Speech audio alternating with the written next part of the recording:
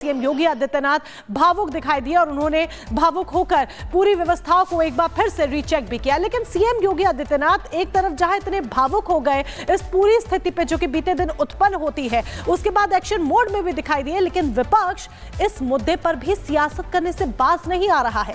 विपक्ष जमकर सियासत कर रहा है, व्यवस्थाओं की कमी बता रहा है और कह रहा है कि वीआईपी कल्चर को ज्यादा इंपॉर्टेंस दी गई, जिसकी वजह से ये भगदड़ मची, जिसकी वजह से ये पूरा घटनाक्रम सामने आया है, जिस पर अब बीजेपी ने भी जवाब दिया है। रिपोर्ट देखिए।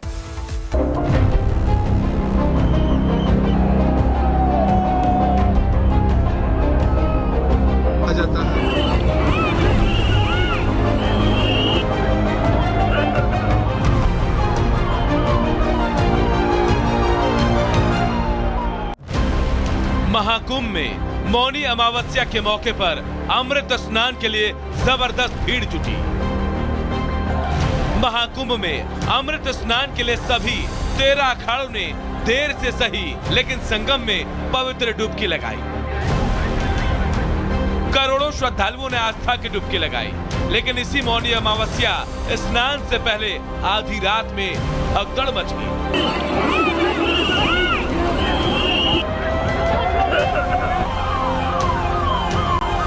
इस भगदड़ में 30 लोगों की मौत हो गई और कई लोग घायल हो गए। हालांकि भगदड़ के कुछ देर बाद ही सिचुएशन अंडर कंट्रोल हो गई। हादसे के बाद सीएम योगी एक्शन मोड में नजर आए। सीएम योगी ने अधिकारियों के साथ बैठक की। सीएम योगी ने लोगों से अफवाह पर ध्यान नहीं देने की अपील की। प्रयागराज में हालात वर्तमान में नियंत्रण में हैं, लेकिन भीड़ का दबाव बहुत बना हुआ है और इसीलिए मेरी अपील है पूरे प्रदेशवासियों से, पूरे देशवासियों से और सभी श्रद्धालुओं से भी, सभी पूज्य संतों से भी कि अफवाह पर कोई न दें, संयम से काम लें। वहीं पीएम मोदी ने दिल्ली में रैली शुरू करने से पहले महाकुंभ में हुए हादसे पर दुख जताया। मैं महाकुंभ में जो दुखद हादसा हुआ है, उस हादसे में हमें कुछ पुण्यात्माओं को खोना पड़ा है। कई लोगों को चोटें भी आई हैं। मैं प्रभावित परिवारों के प्रति संवेदना व्यक्त करता हूं और घायलों के जल्द स्वस्थ होने की कामना करता हूं। सरकार का पहला फोकस हालात को कंट्रोल करने पर रहा।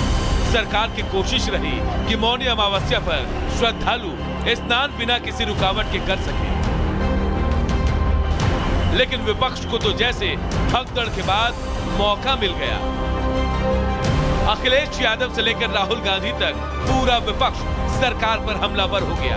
अखिलेश यादव ने सोशल मीडिया पर लिखा, महाकुंभ में आए संत समाज और श्रद्धालुओं में व्यवस्था के प्रति पुनर्विश्वास जगाने के लिए आवश्यक है कि उत्तर प्रदेश शासन प्रशासन के स्थान पर महाकुंभ का प्रशासन और प्रबंधन तत्काल सेना को सौंप देना चाहिए।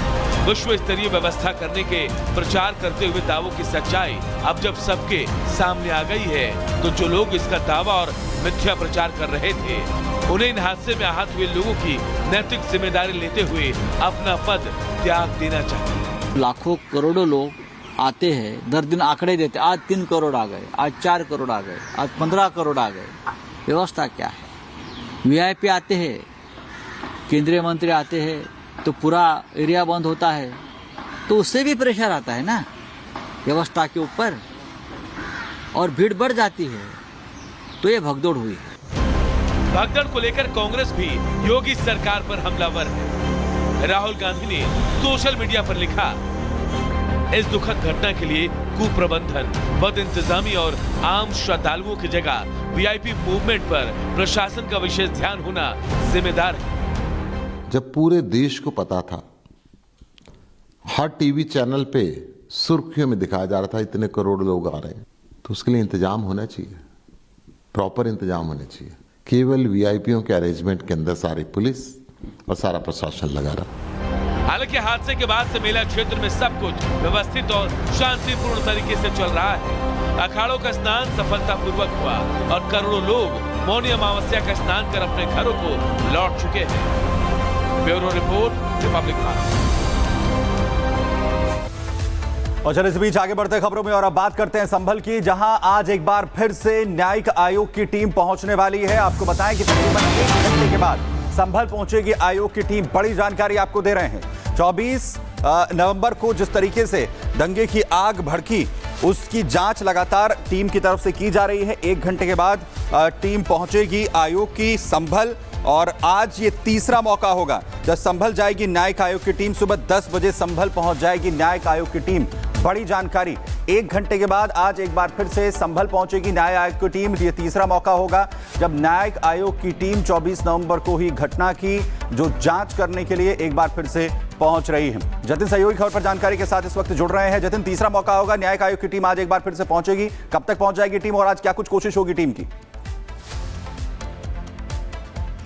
आज बिल्कुल देखिए 10 बजे के आसपास जो 3 सदस्यीय न्यायिक आयोग की टीम है वो संभल पहुंच जाएगी। सर्किट हाउस में वो टीम पहुंचेगी और उसके बाद वहीं पर ही तमाम लोगों के स्टेटमेंट को दर्ज किया जाएगा। आज सबसे बड़ी हाईलाइट इसमें यही है कि जफर अली जो कि सदर है शाही जामा मस्जिद के, उनके बयानों को न्यायिक आयोग की टीम दर्ज कर सकती है। उनको सर्किट हाउस बुलाया जाएगा और तीनों सदस्य जो है न्यायिक आयोग के, वो जफर अली के स्टेटमेंट दर्ज करेंगे। जफर अली इसलिए भी महत्वपूर्ण है क्योंकि 24 नवंबर को जब सर्वे हो रहा था उस समय जफर अली की जिम्मेदारी थी उस सर्वे को कंडक्ट कराना। तो कहीं ना कहीं उनके बोली गई बातों के बाद हिंसा हुई, ये तमाम ऐसे एलिगेशन उस समय लगे थे। उसी बिना पर पुलिस ने जफर अली को थाने में भी उस दिन बुलाया था और स्टेटमेंट दर्ज किए थे। आज जफर अली से जो एक तरीके से उनके स्टेटमेंट को दर्ज न्यायिक आयोग की टीम करेगी। साथ ही न्यायिक आयोग की टीम कुछ गवाहों के ही बयानों को आज दर्ज करेगी। अभी तक की पुलिस द्वारा जो भी कार्रवाई की गई है, 60 के आसपास लोगों को गिरफ्तार किया गया, उसका ब्यौरा न्यायिक आयोग की टीम लेगी। साथ ही पुलिस तो लगातार कार्रवाई इस मामले में जिस तरीके से जतिन जारी है, उसमें अब तीसरी बार एक बार फिर से न्यायिक आयोग की टीम जो है वो संभल पहुंच रही है। बहुत शुक्रिया इस तमाम जानकारी के लिए। चलिए खबरों में आगे बढ़ते हैं और बड़ी खबर का इसी बीच जो है वो रुख करेंगे अंबाला से, जहां पर बीएसपी नेता हरबिलास की हत्या के मामले में बड़ी कार्रवाई हुई है। मुठभेड़ के दौरान आरोपी सागर को ढेर कर दिया गया है। अंबाला पुलिस और एसटीएफ ने इस बड़ी कार्रवाई को अंजाम दिया है। मुठभेड़ में मार गिराया है आरोपी सागर को। मुठभेड़ के दौरान 2 से 3 पुलिस वाले भी घायल बताए जा रहे हैं। मामला बीएसपी नेता हरबिलास की हत्या के मामले का है। दरअसल 24 जनवरी को अंबाला के नारायणगढ़ में बदमाशों ने बसपा नेता हरबिलास की गोली मारकर हत्या कर दी थी, जिसके बाद लगातार पुलिस की तरफ से एक्शन जारी था। वहीं बीएसपी के नेता की जिस तरीके से हत्या की गई, उसमें आरोपी सागर को